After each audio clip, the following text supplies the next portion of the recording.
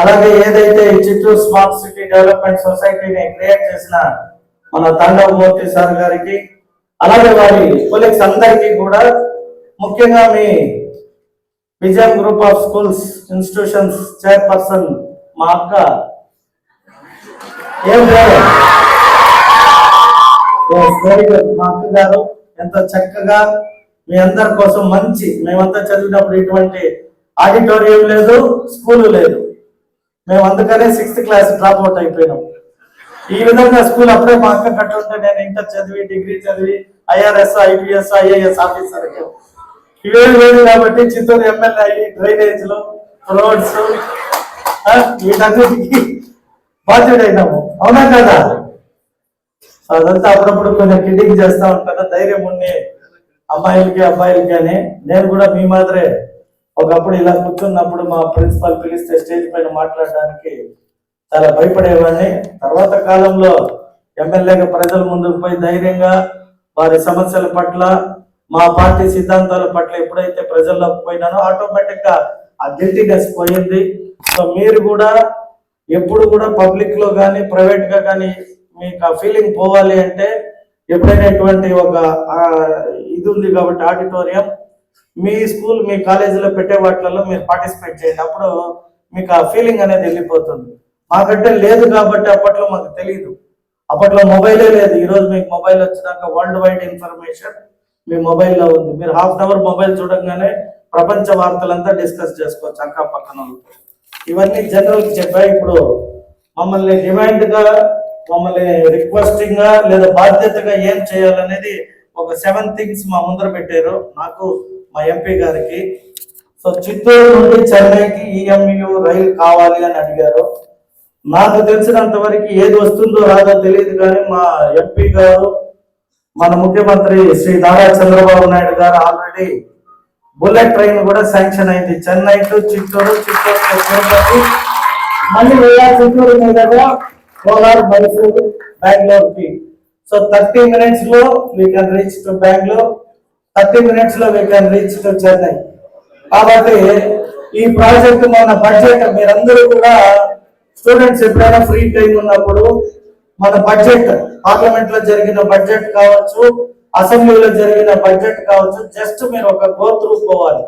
ఎందుకంటే రాష్ట్రం అభివృద్ధి చెందలేదు. ఉమ్మడి రాష్ట్రం విడిపోయిన తర్వాత మన ముఖ్యమంత్రి గారు బీజేపీతో కలిసిన తర్వాత మన రాష్ట్రానికి ఏమొస్తే బెటర్ అనేది ఆలోచన చేసి మనకున్న 22 మంది ఎంపీలు, మన చిత్తూరు ఎంపీ గారు ఎక్కువ టైం మాట్లాడిన వ్యక్తిగా కూడా వారికి నెంబర్ 1 ప్లేస్ వచ్చింది. అంటే మనకున్న రిక్వైర్మెంట్ ని పార్లమెంట్ లో వినిపించాలి. కాబట్టి మనకి బుల్లెట్ ట్రైన్ కూడా శాంక్షన్ అయింది. కాబట్టి అతి త్వరలో, అంటే మేబీ ఇప్పుడు 2026 లో ఉన్నాం, మేబీ 30 అంతా కూడా ఫినిష్ అయిపోయి మన చిత్తూరుకి ఒక మంచి ట్రాన్సిట్, సౌత్ ఇండియాలోనే అది మన చిత్తూరు కలిగిన అదృష్టం. 2 మెట్రోపాలిటన్ సిటీస్ కి ఇన్ బిట్వీన్ ఉన్నాము, with very good temple, Tirupati temple link చేస్తూ ఆ రైలు మన చిత్తూరు మీద పోవడం మనందరి ఫ్యూచర్ అదృష్టం. సో అది రైలు పరంగా. అలాగే రైల్వే స్టేషన్ 6 lanes ఎక్స్ప్రెస్ రైలు అని ఆగాలి అని అడిగారు. ఖచ్చితంగా ఎంపీ గారు దీన్ని నెక్స్ట్ పార్లమెంట్ సెషన్ లో అడుగుతారు. అలాగే మన చిత్తూరు నుండి సీఎం రమేష్ గారు కూడా పార్లమెంట్ లో ఉండే వ్యక్తికి రైల్వే జోన్ చైర్పర్సన్ ఇచ్చారు. కాబట్టి వీరిద్దరికి మన చిత్తూరు తరఫున ఒక రిప్రజెంటేటివ్ ఇస్తాము. ఖచ్చితంగా వారిద్దరు పోరాడి మనకి ఈ పని చేస్తారనే నమ్మకం నాకు ఉంది, మీకు ఉంది. సో డబులింగ్ పనులు అన్నారు, అది జరుగుతుంది ఆల్రెడీ, కేంద్ర పరిధిలో వచ్చేవి. కాబట్టి త్రూ మన ఎంపీ గారి ద్వారా ఖచ్చితంగా ఈ మహావీర బ్రిడ్జ్ ని కూడా మనం అతి త్వరలో శాంక్షన్ చేసుకుంటాం మీ కోరిక మేరకు. అలాగే రైల్వే స్టేషన్ నుండి ఎక్సలేటర్, ఇవన్నీ చిన్న చిన్నవి ఏవైతే మీరు రైల్వే స్టేషన్ లో లిఫ్ట్ లేదా ఎక్సలేటర్ అడుగుతారో ఇవన్నీ కూడా ఆధునీకరణ జరిగిన తర్వాత ఖచ్చితంగా ఇవన్నీ ఉండేవి. సో BSNL టెలిఫోన్ ఆఫీస్ వద్ద రైల్వే ప్లాట్ఫామ్ కు మార్గం ఏర్పాటు చేయాలి. సో ఇప్పుడు అది ఇల్లీగల్ గా వాడుతున్నారు కాబట్టి టెంపరరీ కాకుండా పర్మనెంట్ చేస్తే బెటర్ గా ఉంటుంది అనేది ఈ ఒపీనియన్. బట్ నేను ఒక యాజ్ ఎమ్మెల్యేగా ప్రతి సందర్భం విజిట్ చేసింది నా మైండ్ లో ఉంటుంది. కాబట్టి ఈ BSNL కంటే కూడా మనం హై రోడ్ లో నుండి వచ్చే యాక్సెస్ రైట్ రాయల్ గా పెడుతున్నారు. కాబట్టి ప్రజలందరూ కూడా దాన్నే వాడాలి. ఎందుకంటే ఈ బిఎస్ఎన్ఎల్ కూడా కేంద్ర పరిధిదే. మనం ప్రతిదీ కూడా చిన్న చిన్న వాటికి డిమాండ్స్ పోతే పెద్ద వాటికి ఆపర్చునిటీ మిస్ అయిపోతాం కాబట్టి ఉన్నదాన్ని ఇబ్బంది లేకుండా చేయగలిగినంత వరకు చేసి మెయిన్ యాక్సెస్ ఏదైతే హై రోడ్ నుండి ఇప్పుడు కొత్తది రెన్యూ చేశారో దాన్నే ప్రజలు వాడితే ఎక్కడ కూడా ఎటువంటి ఆటంకాలు జరగదు. బట్ ఇది డిమాండ్ ని కన్సిడర్ చేసేకి ఇది కూడా ఎంపీ గారి పరిధే కాబట్టి మనమందరూ కూడా త్రూ మన ఎంపీ గారి ద్వారా ఇప్పుడు అడిగిన వీటన్నిటికీ 7 పాయింట్స్ కూడా తర్వాత చిత్తూరు రైల్వే ఇదన్నీ మళ్ళీ ఇంగ్లీష్ అండ్ తెలుగులో ఉంది. కాకపోతే చిత్తూరుకి ఏం కావాలని ముందు ప్రీవియస్ లో నన్ను అడిగారు, 9 థింగ్స్ అడిగారు. సో వాటిలలో నాకు తెలిసి మాక్సిమం అడవిపల్లి రిజర్వాయర్ నుండి వాటర్ కావాలి అన్నారు.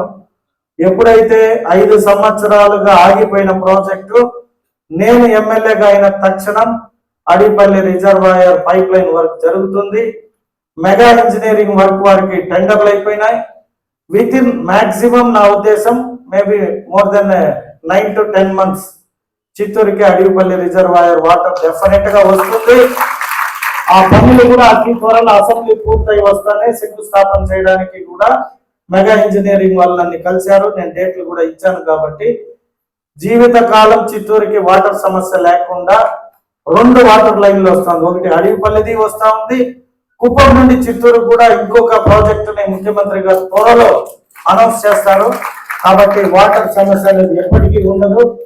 ఇంకా హై రోడ్ విస్తరణ పనులు నేను ఎమ్మెల్యేగా అయిన తర్వాత కట్టమంచి వెంకుశాఖ నుండి మీరు ఎప్పుడైనా అబ్జర్వ్ చేస్తే 1 by 1 స్టెప్ బై స్టెప్ ఒక్కొక్కరిని ఒప్పించుకుంటూ తెచ్చుకుంటున్నాం. ఎందుకురా అంటే హై రోడ్ ఈ రోజు ల్యాండ్ వాల్యూ ఎక్కువ ఉంది, ప్రభుత్వం దగ్గర నిధులు లేదు, ప్రజలు మా ఆస్తి విలువ ఎక్కువ కాబట్టి మాకు ఏదో కాంపన్సేషన్ అనేది మేము వదలము అంటున్నాం. కొందరు ఎడ్యుకేటెడ్స్, కొందరు తెలివైన వారిని అందరినీ ఒప్పించుకుంటా వస్తే ఆల్మోస్ట్ దగ్గర ఒక 100 స్ట్రక్చర్స్ ని డెమాలిషన్ చేశాము. ఇంకా 600 structures up to Durganagar colony Durgamma గుడి దాకా క్యాలిక్యులేషన్ లో ఉంది. వారిని కూడా ఖచ్చితంగా వీరి ద్వారా ఇంకొక మీటింగ్ ఇలాంటి ఒక ఆడిటోరియంలో వాళ్ళందరినీ పిలుచుకొని మాట్లాడి 58 కోట్లు శాంక్షన్ అయింది. ఏది తార్ రోడ్డు, డ్రైనేజ్, లైటింగ్. దీంట్లోనే ఏదన్నా వీలైతే కొద్ది కాంపన్సేషన్ ఇచ్చి టీడీఆర్ బాండ్స్ ద్వారా వారందరినీ కూడా మరొకసారి ఒప్పించి హై రోడ్ పని ఈజీగా చేసే విధంగా నేను మాటిస్తున్నా సార్ మీకు. అలాగే ఇది లేట్ అయింది కాబట్టి గాంధీ రోడ్ మీరు ఎవరైనా గమనించారంటే గాంధీ రోడ్ అంతా కూడా డెమాలిషన్ చేసి 2 side డ్రైన్స్ వేసి within a week we're going to open the road. Gandhi road down లో అప్ టు కట్ట మీకు సంతపేట దాకా రోడ్ అయితే ఉంది. ముఖ్యంగా దర్గా సర్కిల్ నుండి ఇరువారం బెంగళూరు బైపాస్ రోడ్ దాకా 80 ఒక జాగా, 100 ఒక జాగా సెంటర్ లైటనింగ్ తో ఆ వర్క్ కూడా వర్క్ చేపిస్తున్నాము. తానా చెక్ పోస్ట్ దాకా కూడా మీ అందరికి లైటింగ్, మధ్యలో లైటింగ్ లేదంటే లైటింగ్ చేశా. ఇప్పుడు second phase up to Vijayam college దాకా వస్తా ఉంది. మళ్ళీ ఇక్కడ నుండి తిరిగి 3rd phase. So phase wise చిత్తూరుని ఒక్కొక్క సందర్భంలో నిధులు నిక్షేపాలు చూసుకొని పని చేయమన్నారు కాబట్టి మనకి కావాల్సిన ఒక్కొక్కటి చేసుకుంటూ వెళ్తున్నా. అలాగే అసెంబ్లీలో మన ఎడ్యుకేషనల్ మినిస్టర్ ముఖ్యమంత్రి గారి ద్వారా ఎలక్షన్ సమయంలో మాట ఇచ్చామని చెప్తానే యూనివర్సిటీకి 100% మనకి మాట ఇచ్చారు ముఖ్యమంత్రి గారు, నారా లోకేష్ గారు. ఖచ్చితంగా చిత్తూరుకి 1 కాదు 2 యూనివర్సిటీలు వస్తా ఉన్నాయి. ఒకటి అప్పుడేగా మాట్లాడిన పివికేఎన్ కాలేజ్లో అగ్రికల్చర్ యూనివర్సిటీ 99% వర్క్ అయిపోయింది. అనౌన్స్మెంట్ వస్తుంది అతి త్వరలో. రెండోది కూడా డీమ్డ్ యూనివర్సిటీకి ఇంకొక 2 కాలేజీలు వాళ్ళు ప్రయత్నం చేస్తున్నారు. వాళ్ళకి కూడా మా నుండి క్లియరెన్స్ ఇచ్చేసాము. సో ఢిల్లీలో ఫైల్ ఉంది, అతి త్వరలో అది కూడా అనౌన్స్ అవుతుంది. అంటే అట్లీస్ట్ 2 యూనివర్సిటీలు అతి త్వరలో చిత్తూరుకి రాబోతుంది. వీటితో పాటు కేంద్ర విద్యాలయ కుప్పంకి ఇచ్చినా కూడా చిత్తూరుకి కూడా ఇవ్వాలి అని కొట్లాడి నేను మా ఎంపీ గారు ఆల్రెడీ కేంద్ర విద్యాలయ అనౌన్స్ అయ్యింది. సంతపేటలో ఫుల్ స్ట్రక్చర్ బిల్డింగ్ వస్తుంది. అప్పుడు లోపల కూడా మనం రన్ చేయాలని అడిగితే సిల్క్ వామ్ బిల్డింగ్ ఇరువారంలో ఆల్మోస్ట్ వర్క్ జరుగుతుంది. అడ్మిషన్స్ కూడా ప్రారంభమైంది. అంటే మన సిఎస్సి డిఎస్ అనే వాళ్ళు వీళ్ళు ఏమైతే అడుగుతున్నారో వీటన్నిటిని ఎలక్షన్ సమయంలో మేము ఏదైతే మాట ఇచ్చామో ప్రజలకి, వారి కోఆర్డినేషన్ మా కోఆర్డినేషన్ లో రోడ్స్ కావచ్చు, వాటర్ కావచ్చు, రోడ్ వైడనింగ్స్ కావచ్చు, డ్రైన్స్ కావచ్చు, ఎడ్యుకేషన్ పర్పస్ కావచ్చు, వీటన్నిటితో పాటు చదువు తర్వాత ఉద్యోగాలు లేకపోతే అందరూ చెన్నై, బెంగళూరు వెళ్ళిపోతున్నారని ఎలక్ట్రానిక్ హబ్ చేయాలని చెప్పి ముఖ్యమంత్రి గారు దృష్టిలో పెట్టున్నా, అదృష్టపతికి ఫిలిప్స్ వారికి ల్యాండ్ కానీ అలాంటిలోనే వస్తుంది. కాబట్టి మీరు చదువుకున్న తర్వాత ఎక్కడికి పోవాల్సిన అవసరం లేదు. నేను ఒకప్పుడు ఇదే చిత్తూరులో పుట్టిన వ్యక్తి. నేను కొన్ని ఇక్కడ సోర్స్ లేకపోవడంతో బెంగళూరు పోయినా కాబట్టి, బెంగళూరు పోయి నేను రిటర్న్ మళ్ళీ చిత్తూరుకి వచ్చాను కాబట్టి ఇంకా చిత్తూరు వాళ్ళు ఎక్కడికి పోయేకి నేను వదలను. ఇక్కడికి ఏమేమి కంపెనీలు కావాలో అన్ని కంపెనీస్ కూడా మన యువ నాయకుడు నారా లోకేష్ గారితోనూ చంద్రబాబు నాయుడు గారితో మొన్న కలిసినప్పుడు దాదాపు 15 పేజీలు ఇచ్చారు. సార్ అన్ని చూసిన తర్వాత 99.9% బంగారపాలెం బ్రిడ్జ్ అంటే మన ఓల్డ్ పలంనేర్ ఘాట్ దిగిన తర్వాత అప్ టు గుడిపాల దాకా ఎక్కడ పాసిబిలిటీస్ ల్యాండ్ అవైలబిలిటీ ఉందో దాన్ని చేయమని చెప్పి రెవెన్యూ ప్రిన్సిపల్ సెక్రటరీకి ఆల్రెడీ ఆదేశం ఇచ్చారు. కాబట్టి ఈ రోజు రావచ్చు, రేపు రావచ్చు, లేదా నెలకు రావచ్చు, లేదా 6 నెలలకు రావచ్చు. అవన్నీ పాసిబిలిటీస్ ఉన్నాయి అంటే ఖచ్చితంగా శ్రీ సిటీ ఏ విధంగా అయితే సర్టిఫైడ్ లో డెవలప్ అయ్యిందో అలా మనకి చిత్తూరు, బంగారపాలెం, యాదమరి ఇన్ బిట్వీన్ లో ఉన్న ప్రభుత్వ భూములు రైతులది కూడా ఏవి తీసుకోగలిగితే వచ్చిన ఎక్స్ప్రెస్ హైవేస్, మన అదృష్టం చిత్తూరుకి 2 ఎక్స్ప్రెస్ హైవేలు వచ్చినాయి. తర్చూరు చెన్నై ఎక్స్ప్రెస్ హైవే ఒకటి, బెంగళూరు చెన్నై ఎక్స్ప్రెస్ హైవే 2 హైవేలు వచ్చినాయి. కాబట్టి ఒక బుల్లెట్ ట్రైన్ వచ్చింది. కాబట్టి ఈ మూడింటిని బేస్ చేసి రాబోయే రోజుల్లో 2030 లోపల చిత్తూరు నుండి అవుట్ గోయింగ్ ఉండదు, చిత్తూరుకి ఇన్కమింగ్ ఉంటుంది. ఎప్పుడూ లేని విధంగా చిత్తూరుకి మైగ్రెంట్స్ పెరుగుతుంది. కాబట్టి వాళ్ళందరూ వచ్చి ఫ్యాక్టరీలు పెట్టి డెవలప్మెంట్ అయ్యే లోపల మన సిఎస్, సిడిఎస్ వాళ్ళ కోరిక మేరకు ప్రజలు ఏదైతే కోరుకుంటున్నారో వాటన్నిటినీ చేయడానికి యాజ్ ఎమ్మెల్యేగా ఎప్పుడు 24/7 వారితో ఉంటానని. వేదిక మీద ఉన్న Chittoor smart city development society అధ్యక్షులు తాండవమూర్తి గారు, సెక్రటరీ గోపీనాయక్ గారు, కోఆర్డినేటర్ శ్రీధర్ రెడ్డి గారు, అలాగే విజయం కాలేజ్ అకాడమిక్ డైరెక్టర్ శ్రీమతి శైలజామూర్తి గారు, అశోక్ గారు, శ్రీనివాసులు గారు, పార్థసాయి నాయుడు గారు. డెవలప్మెంట్ ఏ సిటీ అయినా డెవలప్ అవ్వాలంటే అందరూ పూనుకోవాల్సిందే. ఎవరంటే వాళ్ళు కంట్రిబ్యూట్ చేస్తే కానీ ఆ సిటీ డెవలప్ అవుతుంది. కాబట్టి ఇది స్మార్ట్ సిటీ అంటే తక్కువ టైంలో ఎక్కువ పని చేయడం. మనం కూడా స్మార్ట్గా పనిచేయాలని అంటుంటారు. మన హానరబుల్ సీఎం గారు కూడా ఎప్పుడు మాట్లాడుతుంటారు, మనం పాతకాలంలాగా పనిచేయటం కాదు, స్మార్ట్గా పనిచేయాలంటే ఏంటి, వాట్ ఈస్ దట్ స్మార్ట్? ఆ స్మార్ట్ ఏంటంటే బుర్రతో పనిచేయటం. ఫిజికల్గా మీరు 8 గంటలు చేసిన పనిని స్మార్ట్గా చేస్తే 1 గంటలో కంప్లీట్. సో అట్లాంటి స్మార్ట్ సిటీ ఇక్కడ దీనికి డెఫినేషన్ వేరు వస్తుంది. స్మార్ట్ సిటీ అంటే clean and green, irrigation facility, తర్వాత ప్రతి ఇంటికి వాటరు, డ్రైనేజ్ ఫెసిలిటీ, క్లీన్గా ఉంచుకోవడం, స్వచ్ఛ ఆంధ్రలాగా క్లీన్గా ఉంచుకోవడం అనేది దీనికి డెఫినేషన్ ఉంటుంది. కాబట్టి అందరం కృషి చేస్తే కానీ ఈ సిటీ బాగుంటుంది. అలాగే ఈ ఎస్పీవై సేవారత్న ఎందుకు పెడుతున్నారంటే వీళ్ళని అభినందించాల్సిన ఇంకొక విషయం ఏంటంటే వాళ్ళు చేయటమే కాకుండా రిటైర్డ్ ఎంప్లాయీస్ మంచి ఉద్దేశంతో శ్రమతోటి ఇది చేయటమే కాకుండా యువతను కూడా దీనిలో ఇన్వాల్వ్ చేయడం చాలా గొప్ప విషయం. ఎందుకంటే వాళ్ళు ఫ్యూచర్స్ ఆఫ్ దిస్ కంట్రీ. ఈ కంట్రీ వాళ్ళ చేతిలో ఉంది ఫ్యూచర్ అంతా. మిగతా వాళ్ళంతా వాళ్ళు ఏర్పాటు చేసుకోవాల్సిన ఒక నగరం, వాళ్ళు ఏర్పాటు చేసుకోవాల్సిన ఒక దేశం, ఒక రాష్ట్రం. కాబట్టి వాళ్ళని ఇన్వాల్వ్ చేయడం చాలా ఇంపార్టెంట్ అని చెప్పి ఎస్బీఐ సేవారత్న ప్రోగ్రామ్ కూడా పెట్టారు. దానిలో కావాల్సిన ఇంగ్రీడియంట్స్ అన్నీ ఉన్నాయి, ఒకటి కాదు. కోడ్ ఆఫ్ కండక్ట్ ఇచ్చారు, తర్వాత యాక్టివిటీ మాడ్యూల్స్ మీరు ఎలా చేయాలని ఇచ్చారు, ఎడ్యుకేషన్ డిజిటల్ లిటరసీ గురించి ఇచ్చారు, తర్వాత రిపోర్టింగ్ సిస్టమ్ ఇచ్చారు, సేఫ్టీ గైడ్ లైన్స్ ఇచ్చారు. సో అన్ని ట్రాఫిక్ సెన్స్ కూడా మీకు అలవాటు చేసుకోవడానికి ఇస్తున్నారు. దీని అంతటికి మెయిన్ కారణం ఏంటంటే యువతను ఇన్వాల్వ్ చేయాల్సిన పరిస్థితి ఎందుకు వచ్చిందంటే కాంటెంపరీ టైంలో యువత పార్టిసిపేషన్ తగ్గిపోయింది. ఇంతకుముందు ఉన్న అవేర్నెస్ ఇంతకు ముందున్న ఇన్వాల్వ్మెంట్ తగ్గిపోయింది. ఎందుకంటే ఇప్పుడున్న యువత తప్పు కాదు, ఎడ్యుకేషన్ సిస్టంలో వచ్చింది తప్పు. మనం చదువుకునే సామాజిక సబ్జెక్ట్స్ బదులు టెక్నాలజీ గురించి చదవటం మొదలుపెట్టాం, సాఫ్ట్వేర్ గురించి చదవటం మొదలుపెట్టాం. దాని ద్వారా వచ్చే కాన్సిక్వెన్సెస్, ఇంపాక్ట్ గురించి ఆలోచిస్తున్నాం. కానీ మనం సామాజికంగా అభివృద్ధి గురించి చదవాల్సిన సబ్జెక్ట్స్ మనం మర్చిపోయాం. సోషల్ సబ్జెక్ట్స్ కానీ, హిస్టరీ సబ్జెక్ట్స్ కానీ, తర్వాత ఆర్థిక శాస్త్రాలు కానీ మనం చదవటం మర్చిపోయాం. ఎంతకీ టెక్నాలజీ మీద అనుకొని వెళ్ళిపోతా ఉన్నాం. దానివల్ల జరిగిన నష్టం ఏంటంటే యువతని మనం ఇప్పుడు పర్పస్ఫుల్గా ఇన్వాల్వ్ చేయాల్సిన పరిస్థితి ఉంది. ఎనీవే, ఇంతమంది college students from all sectors of colleges వచ్చినట్టున్నారు. It is good that you have come sat for a long time.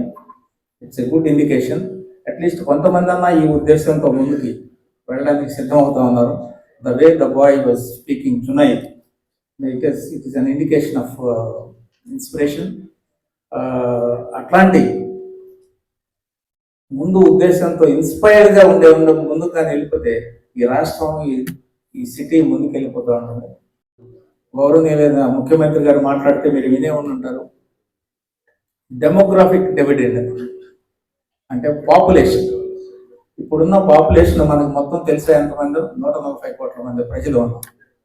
ప్రపంచం మొత్తంలో 18 సంవత్సరాల నుంచి 25 సంవత్సరాలు, 25 సంవత్సరాల నుంచి 35 సంవత్సరాలు వర్క్ ఫోర్స్ ఉన్న అడ్వాంటేజ్ ఉన్న కంట్రీ భారతదేశం. ఈ భారతదేశంలో ఇంతమంది యూత్, దీని ప్రొడక్టివిటీ పెంచుకోవాల్సిన టైం ఇది. ప్రపంచంలో ఒక్కొక్క కంట్రీకి ఒక్కొక్క ఛాన్స్ వచ్చింది. అమెరికాకు ఒక పీరియడ్లో వచ్చింది, చైనాకు ఒక పీరియడ్లో వచ్చింది, యూరోప్కి మనందరికంటే ముందు వచ్చింది. ఇప్పుడు భారతదేశానికి వచ్చింది అవకాశం. ఎవరి వలన వచ్చింది? యూత్ మీ వలన వచ్చింది. సో మీరందరూ ఇప్పుడు కష్టపడితే ఈ దేశం ప్రథమ స్థానానికి, ఇప్పటికే 3వ స్థానానికి వచ్చింది, ప్రథమ స్థానానికి, 2వ స్థానానికి వెళ్ళే అవకాశం ఉంటుంది. ఈ కష్టపడటం అనేది ఏంటి? చదవటమా, టెక్నాలజీ ఇంప్రూవ్ చేయటమా, కంట్రిబ్యూషన్ టు ది సొసైటీయా, లేకపోతే సేఫ్టీ రూల్స్ పాటించటమా, ఆదర్శంగా నిలబడటమా అనేది ఇవన్నీ కలగలుపుకొని చేస్తేనే యూత్ ముందుకెళ్తుంది. ఆ యూత్ చేతుల్లో ఈ దేశం ఉంది. అయితే ఎందుకు డెమోక్రటిక్ డివిడెండ్ ఎందుకు వచ్చింది? తర్వాత నెక్స్ట్ 10 yearsలో ఏమైపోతుంది? నెక్స్ట్ 10 yearsలో ఇప్పుడు 35 సంవత్సరాలు ఉన్నాక 45 సంవత్సరాలకు వెళ్తాడు, 25 సంవత్సరాలు 35 సంవత్సరాలకు వెళ్తాడు, 15 సంవత్సరాలు 25 సంవత్సరాలు.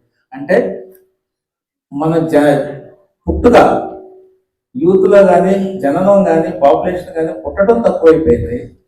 వీళ్ళు ఎదిగిపోతున్నారు, ముసలాళ్ళు అయిపోతున్నారు. అంటే ప్రొడక్టివిటీ రేట్ తగ్గిపోతుంది. ఇక్కడ నుంచి పుట్టేవాడు తక్కువ అవుతున్నారు. కాబట్టి దాన్ని ముందే ఊహించి చంద్రబాబు నాయుడు గారు ఏమంటున్నారంటే, ఎక్కువ మంది పిల్లల్ని కనండి. ఎక్కువ మంది పిల్లల కంటే ఈ ముసలాళ్ళు అయిపోయి ప్రొడక్టివిటీ రేట్ అయినా కూడా మీ యూత్ అంతా కూడా నిలబెట్టినా కూడా భారతదేశం సస్టైన్ అవుతుంది.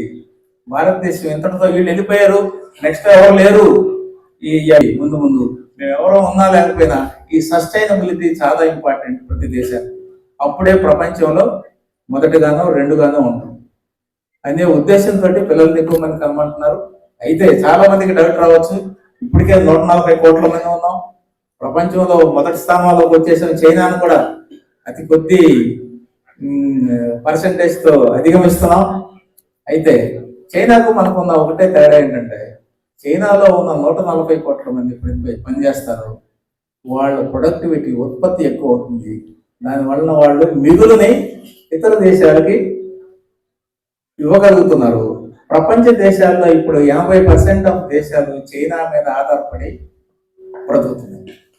అన్నిటికీ, ఎలక్ట్రానిక్స్ కానీ, ఎనీ మ్యానుఫ్యాక్చరింగ్ యాక్టివిటీ కానీ, ఇంక్లూడింగ్ ఫర్నిచర్, లేకపోతే డిఫెన్స్ పార్టికల్స్ కానీ, లేకపోతే రేర్ మినరల్స్ కానీ, ఏదైనా సరే ఇప్పుడు ప్రపంచ దేశాల్లో మనమే కాదు, ప్రపంచ దేశాలు అన్ని, యూరోప్ కానీ, అమెరికా కూడా చైనా కానీ నేను నీతో పలకను అని అంటే వాడు బ్రతికే స్థాయి తగ్గిపోతుంది.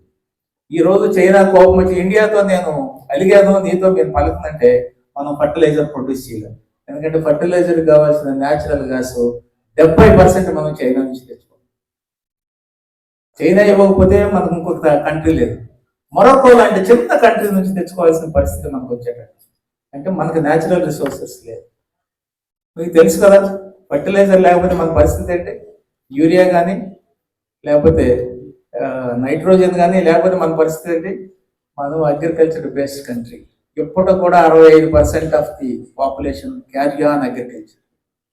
ఈ అగ్రికల్చర్ ప్రొడక్షన్ లేకపోతే మనం ఏమైపోతాం? తినడానికి కూడా ఉండదు. ఇప్పటికి మనకున్న పరిస్థితి ఏంటంటే, ఈ 140 కోట్ల మందిలో 60% ప్రొడ్యూస్ ఉత్పాదకత వస్తే 140 కోట్ల మంది తింటున్నాం. అంటే మనకి ఎగుమతి చేసుకోవడానికి ఉత్పత్తి లేదు మన దగ్గర. ఉత్పత్తుల మీద ఆధారపడి ఉంటే ఇప్పుడు మనం రోజు తినే బియ్యం కూడా దిగుమతి చేసుకోవాల్సిన పరిస్థితి మీ అందరికి వస్తుంది. మేము ఉండం బహుశా అప్పటికి మేబీ ఇంకొక 15-20 ఏళ్లలో 30 ఏళ్లలో మనం రోజు తినే బియ్యము, గోధుమలు, పంచదార కూడా దిగుమతి చేసుకోవాల్సిన పరిస్థితి వస్తుంది. కాబట్టి ప్రొడక్టివిటీ చాలా ఇంపార్టెంట్. ప్రజలు ఎంతమంది మేము ముందుకెళ్ళిపోయే ముందు యూత్ కూడా రావాలి. పాపులేషన్ ఎక్కువైనా కూడా ఎక్కువ మంది పిల్లల్ని కనమని ఇప్పుడు ప్రభుత్వాలన్నీ అడుగుతున్నాయి. ఇప్పుడు అవన్నీ ఆగిపోయినాయి. ఇతర దేశాలు వాళ్ళ ప్రొడక్టివిటీ తగ్గిపోయింది. చైనా ఇప్పుడు సడన్ గా ఏం చేయాలి ఇప్పుడు అనే పరిస్థితి వచ్చింది. ఎందుకంటే దాని పీరియడ్ అయిపోయింది. పనిచేసే పిల్లలు యూత్ కనపట్టలేదు. ఆ పని చేసే వాళ్ళంతా ముసలి వాళ్ళు అయిపోతా ఉన్నారు. ఈ పరిస్థితుల్లో మనం ఏం చేయాలి? ఇప్పుడు పిల్లలు కావాలంటే వస్తారా? రారు. కాబట్టి భారతదేశంలో ఎక్కువ మందిని పిల్లలు కనవాలని చెప్పి మన ముఖ్యమంత్రి మంత్రి గారు ఇన్సెంటివ్స్ కూడా ఇస్తానంటున్నారు. అయితే ఇప్పుడు పెరుగుతున్న పిల్లలకి, మేము పెంచిన పిల్లలకి 2-3 పిల్లల్ని 5 పిల్లల్ని కనే అవకాశాలు ఉన్నాయా అని మాకే డౌట్ వస్తుంది. డబ్బులు వస్తున్నాయి.